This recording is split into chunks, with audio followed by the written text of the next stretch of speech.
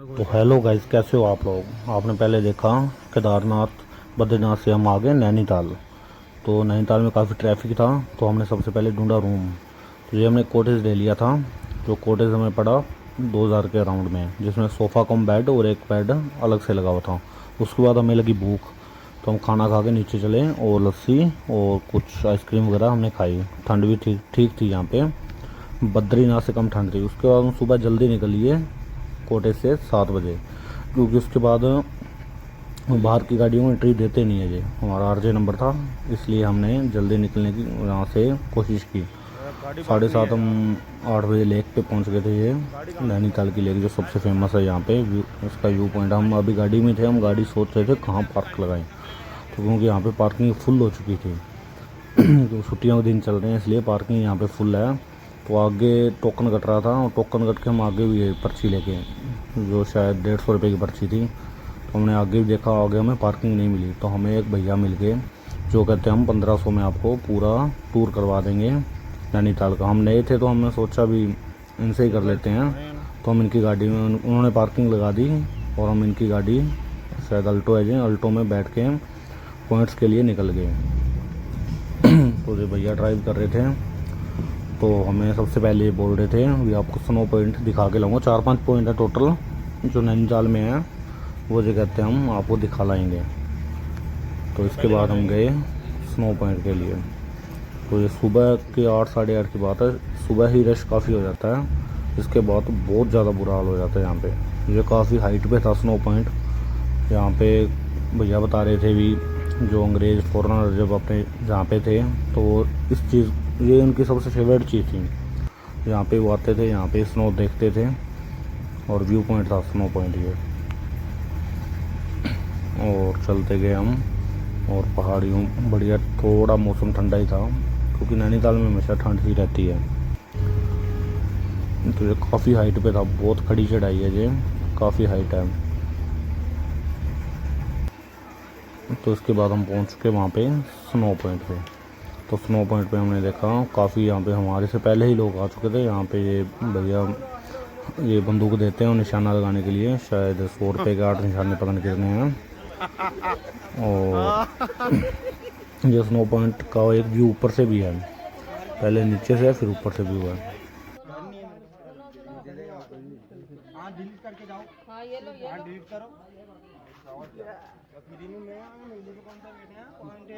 सही बात है, अगले दुख ली हुई है भैया ने। हाँ, डिलीट कर दो। धन्यवाद, बहुत बढ़िया। होना भैया जी, पैसे लगते हैं बंदूक के भैया, फ्री में थोड़ी आती बंदूक, फायर की ना गई। तो यहाँ पे हमने बंदूक वगैरह यूज़ करके, और हम पहुँच गए ऊपर वाले स्नो पॉइंट पे। यहाँ पे थोड़ा और अच्छा व्यू आता है, पर थोड़ी गर्मी का मौसम है जुलाई का, तो इसमें स्नो नहीं होती। बाकी स्नो पॉइंट है ये, सर्दियों में यहाँ पे अच्छी स्नो होती है, अच्छी बर्फ़ होती है, तो देखने में मज़ा आता है। तो इसलिए फॉरेनर अंग्रेज़ थे जो अपना इंडिया में राज था, तो वो सबसे ज़्यादा यहीं आते थे। उसके बाद हमें लगी सुबह की भूख, हमने किया नाश्ता। तो यहाँ पे लिए हमने परोंठे और ब्रेड टोस्ट और एक पीस चाय। तो यहाँ पे रेट ठीक है, परोंठे का 30 रुपये से 40-50 रुपये रेट है, ज़्यादा नहीं है। तो उसके बाद हम निकल चुके हैं लेक व्यू पॉइंट की ओर। तो भैया हमें गाइड भी कर रहे थे साथ साथ, और हमें पॉइंट्स दिखा भी रहे थे। ये है लेक व्यू पॉइंट, यहाँ से नैनीताल लेक का वो दिखती है ऊपर से। धीरे धीरे यहाँ पे गाड़ी आना स्टार्ट हो गई थी, लोग भी आना स्टार्ट हो गए थे, हम जल्दी थे। यहाँ पे बहुत अच्छी ठंडी हवाएं चल रही थी, सुबह सुबह का मौसम था, बहुत बढ़िया, मज़ा आ रहा था, एक शांति सी थी। और यहाँ पे काफ़ी फ़ोटोज़ लेने के बाद भैया कहते हैं अपने चलते हैं नेक्स्ट पॉइंट की ओर, जिसका नाम इन्होंने दिया है ठंडी गुफ़ा। जहाँ पे गुफ़ा में से एसी जैसी हवा आती है, और सच में वो एसी वाली आवाज़ थी। हमने ऊपर आके आपको दिखाता हूँ कैसे हमने। इसके बाद भैया ने ये सूखा ताल दिखाया, बीच में आता है जो, यहाँ पे क्या है 6 महीने, अभी जुलाई के बाद पानी आ जाएगा 2 महीने के लिए। 2 महीने के बाद ये लोग ऊपर चले जाएंगे नैनीताल में, फिर वापस पानी निकाल देंगे, फिर ये नीचे आ जाते हैं सूखा ताल में। ये है ठंडी गुफ़ा, और इसके साथ कुछ बना हुआ है झोंपड़ी टाइप, और वो भी अच्छा व्यू है। और ये ठंडी गुफ़ा, लोग ऊपर चढ़े हुए थे।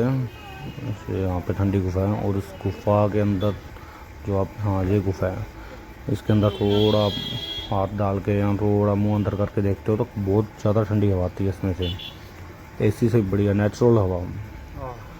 तो इसको हमने काफ़ी देर यहाँ पे रुके, फ़ोटोज़ करवाई और फिर हम थोड़ा, हमारे साथी ऊपर चढ़ रहे हैं, लेडीज़ चढ़ने की कोशिश कर रही हैं और ये थोड़ी चढ़ाई, ये पत्थर खड़े हुए हैं तो इतना चढ़ना थोड़ा मुश्किल है इस पर।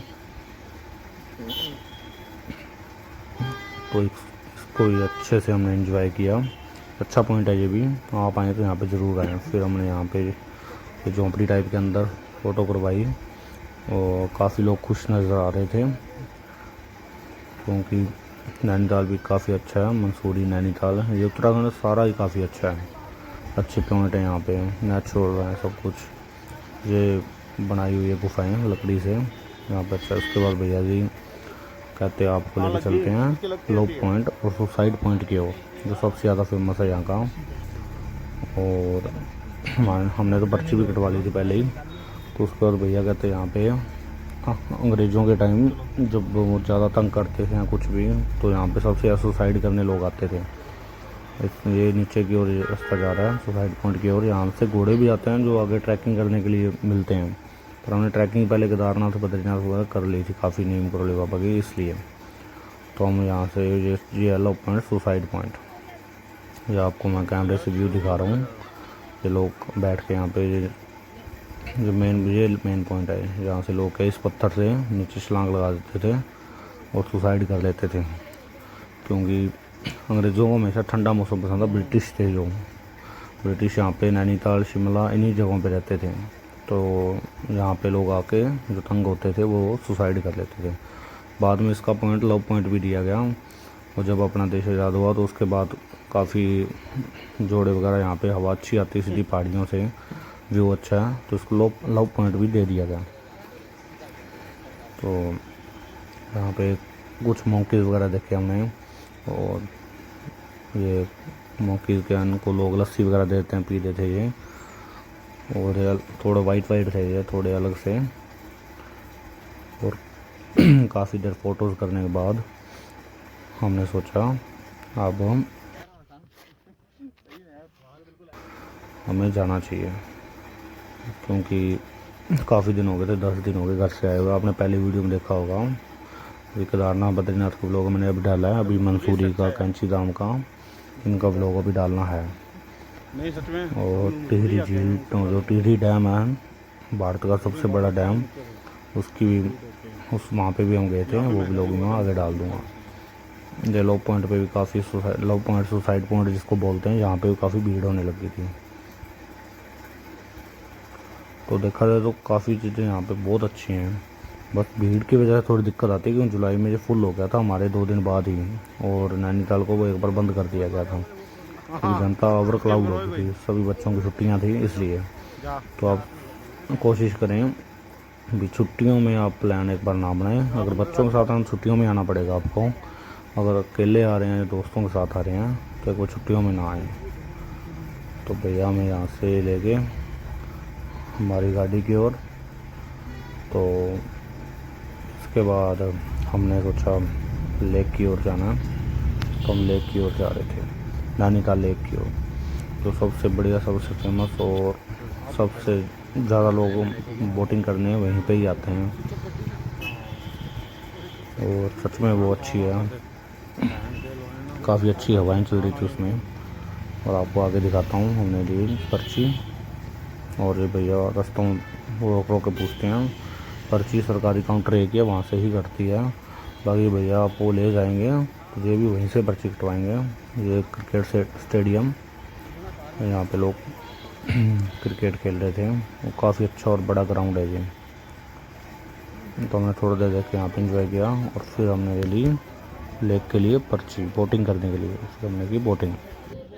ये बोटिंग टिकट का प्राइस 250 रुपये पर पर्सन है, जो एक किश्ती में शायद 3 जने और एक चलाने वाला वो बैठ सकते हैं। हम 4 जने थे तो हमने 2 किश्ती ली, 2 एक पे 2 एक पे, बाकी 2 पे ही ठीक है, बढ़िया बंदा कंफर्टेबल बैठ जाता है।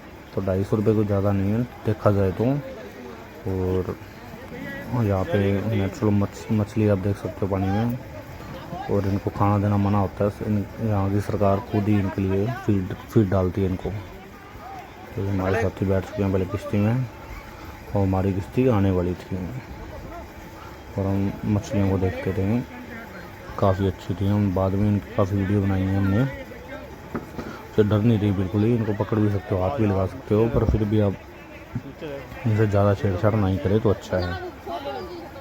तो यहाँ पे खाना डालना तो वैसे ही मना है इनको, बाकी आप देख सकते हो ये नेचुरल चीज़ है। और यहाँ की बोटिंग का भी अलग ही मज़ा है देखा जाए तो।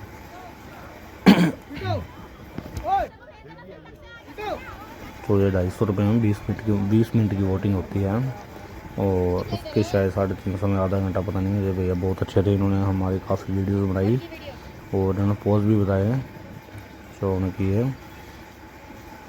और लाइफ जैकेट पहननी अनिवार्य होती है, रास्ते में कुछ भी हो सकता है, क्या पता लगता है। ये काफ़ी ये फुल हो चुका भैया कहते हैं। इसके बाद 2 घंटे बाद तो ये फुल, जो आपने नाव देखी है किनारे पर, सारी नाव सारी इसमें अंदर होंगी, सारी बुक हो जाती हैं। हम थोड़ा जल्दी थे तो हमने सारा पॉइंट देख के फिर बोटिंग की लास्ट में। इसके बाद हम जाएंगे नैना देवी मंदिर की ओर। तो ये मेरी वाइफ और हम दोनों ने काफ़ी इंजॉय किया और व्यू देखे, और काफ़ी अच्छा मौसम था और ठंडी ठंडी हवाएं चल रही थी। यहाँ का मौसम हमेशा सारे साल ही ऐसा रहता है। सर्दियों में स्नोफॉल हो जाती है, ठंड बहुत ज़्यादा होती है। जुलाई में भी यहाँ पे ठंड थी, तो मौसम तो अच्छा होएगा ही। तो उसके बाद भैया ने यहाँ से किश्ती को घुमा दिया और काफ़ी आगे तक जाते भैया कहते हैं। जो ये लेक है जो, रात तक आ जाऊंगा। तो हम बोटिंग करके आगे बाहर, हमारे साथ की तबीयत होगी थोड़ी ख़राब, इसने शायद सोच हुआ आलू के परांठे या कुछ भी गलत खा लिया, उससे हो गई होगी। तो ये हम थोड़े सबको देख रहे हैं, यहाँ पे लोग कैसे खुश होकर जा रहे हैं, एंजॉय कर रहे हैं। इनको देखने की भी अलग खुशी मिलती है। और कुछ देर हम सीढ़ियों पे बैठे और प्रकृति का अच्छा व्यू लिया, क्योंकि हम इसके मंदिर देखने के बाद तो नीचे हम जिम कॉर्बेट पार्क है जंगल सफारी के लिए, वहाँ पे जाएंगे। तो फिर हम स्टेडियम के पास आ गए यहाँ पे, और हम चल रही है माता नैना देवी मंदिर के। तो ये श्री गुरुद्वारा साहिब है यहाँ पे, और उसके बाद माता जी का मंदिर। यहाँ पे जापानी मार्केट भी लगती है, जापानी मार्केट है सारी, तिब्बत मार्केट, इसको तिब्बत मार्केट बोल रहे थे वो। ये काफ़ी लंबी है, गलियों के अंदर भी है आगे जाके।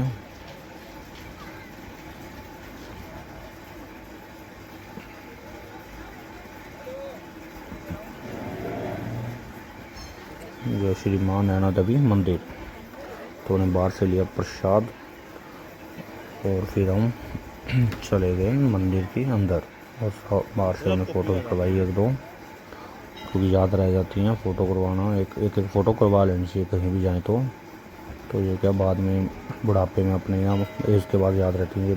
सबसे पहले बार बालाजी का मंदिर था, तो यहाँ से सारे लोग उनको प्रणाम करके आगे मेरे मंदिर में जा रहे थे।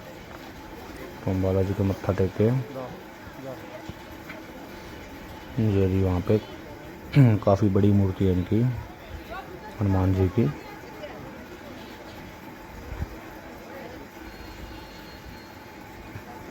तो ये माता नैना देवी का मंदिर भी ये नैनीताल लेक है जो इसके साथ ही है, इसके ऊपर ही है, जहाँ से व्यू आता है लेक का।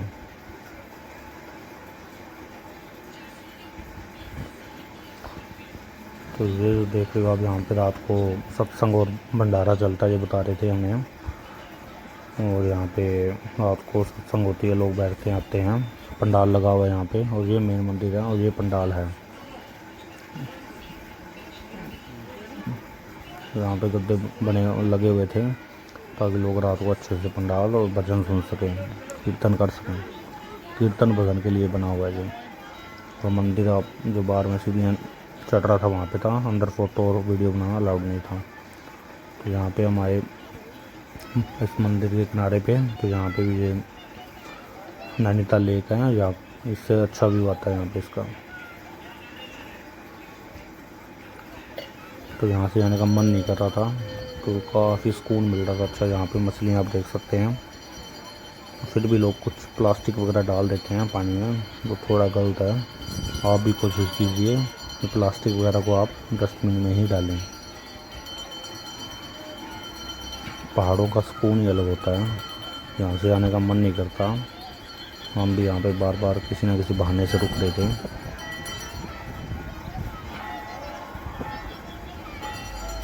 बाकी नैनीताल पीक पे है, इसलिए नैनीताल में वैसे ही ठंडा रहता है। मसूरी भी अच्छा, आपको मसूरी का ब्लॉग भी दिखाऊंगा नेक्स्ट वीडियो में।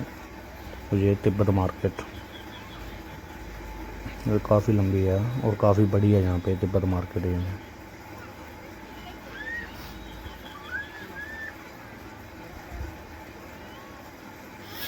काफ़ी देर यहाँ पे घूमने के बाद हमने कुछ खाने पीने का सोचा, तो हमने खाना तो नहीं खाया, फिर हमने एक कोल्ड ड्रिंक ले ली ताकि थोड़ी एनर्जी बनी रहे।